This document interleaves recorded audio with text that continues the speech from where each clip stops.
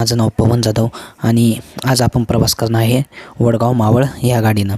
तर वडगाव मावळ गाडी कात्रजहून लागते आणि खूप लांबचा प्रवास आहे वडगाव मावळचा.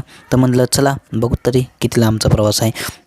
मग काय वडगाव मावळच्या गाडीसाठी मी निघालो आणि निघाल्यावर बघितलं गाडीमध्ये एवढी गर्दी होती की मला शूट करण्यासाठी सुद्धा चान्स नाही भेटला, कारण मला खिडकीची जागाच नाही भेटली. कारण भरपूर गर्दी होती. तरी पण मी नंतर एकाला विनंती करून खिडकीची जागा मिळवून घेतली आणि बसली, खिडकीच्या जागेवर बसलो. प्लस ह्या गाडीचं तिकीट प्राईस आणि टायमिंग हे सर्व काही तुम्हाला मी खाली सांगायलाच कमेंट बॉक्समध्ये सर्व काय डिटेल्स देईलच तुम्हाला. मग काय प्रवास आमचा चालू झाला. मस्तपैकी असं वातावरण पावसाचं आणि ढगाळ झालेलं होतं, त्यामुळं प्रवासात काही जास्त काही त्रास नाही झाला. आणि गाडी पण खूप वेगाने जात होती पुढं, कारण गाडी पळवतच होती जास्त, कारण गाडीला स्टॉप नाही जास्त, त्यामुळं पळत होती. मग काय गाडीनं पुढं जात होतो, सगळं बघत मस्तपैकी प्रवास चालू झाला. हायवेने पुणे मुंबई हायवे, नवीन हायवेने प्रवास चालू झाला. मस्त डोंगर झाडं वगैरे बघत पुढं गाडी जात होती. जात असताना पण एक गोष्ट लक्षात आली की नंतर मग पुढं गेल्यावर गणपती देवाचं पण दर्शन झालं. गणपती बाप्पा तुम्ही बघू शकता, मूर्ती खूप मोठी आहे.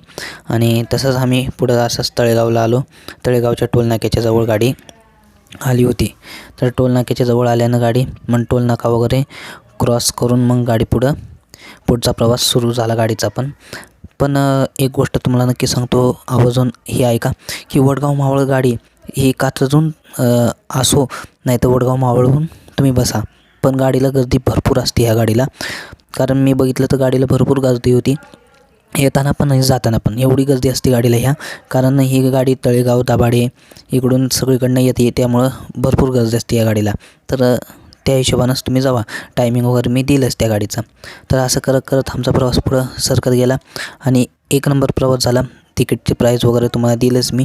आणि तुम्हाला हा व्हिडिओ आवडला असेल तर नक्की ह्या व्हिडिओला लाईक करा, कमेंट करा विसरू नका. भावांना शेअर पण करा, कारण दुसऱ्यांना पण माहीत पाहिजे गाड्यांचा टायमिंग वगैरे सर्व काय.